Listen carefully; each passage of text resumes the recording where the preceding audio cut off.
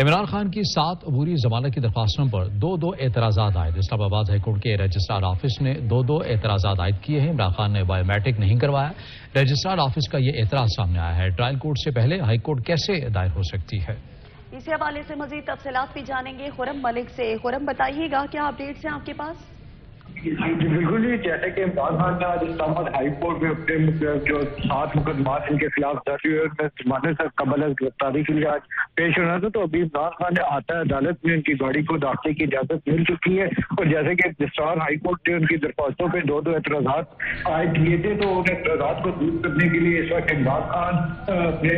درخواستوں میں bio matric کروا رہے ہیں، جبکہ دوسرا اعتراض جو تھا ان کا کہ ٹرائل کورٹ میں درخواست دائر کرنے سے پہلے وہ آپ کا ہائی کورٹ پہ کیسے آگے، تو اس وجہ سے عدالت جو ہے اس پہ فیصلہ کرے گی کہ درخواست مینٹینیبل ہے، تو یہ کتنی کام اس وقت عمران خان نے احاطہ عدالت ہائی کورٹ کے اندر موجود ہے اور اپنے درخواستوں کی بایو میٹرک کروانے کا اس کا سلسلہ جاری ہے، جبکہ باہر کے سیکورٹی کی صورتحال ہے، 28 سیکورٹی کی صورتحال پر رکھا گیا اور کسی بھی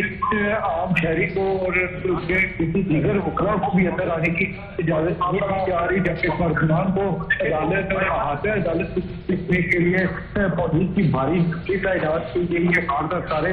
کنٹینر کے استعمال کیے گئے، عدالت کے اندر اور عدالت کے باہر احاطہ میں پولیس کی بڑی نقطی جو ہے تعداد کی گئی، جس کی سختی کے اہلکار بھی کے ساتھ ٹرائی کر رہے آپ دے رہے ہیں، اور ابھی تھوڑی دیر بعد جیسے میٹرک کی تصدیق ہو جائے گی درخواست کے اوپر، تو اس کیس کو سماعت کے لیے مقرر کر کے دے کر کچھ ہی دیر بعد مبینہ طور پہ یہی بتایا جا رہا ہے کہ اسلام آباد ہائی کورٹ کے چیف جسٹس عامر فاروق اس کیس کی بات کریں گے، جو ابھی کچھ ہی دیر کے بعد ممکن ہے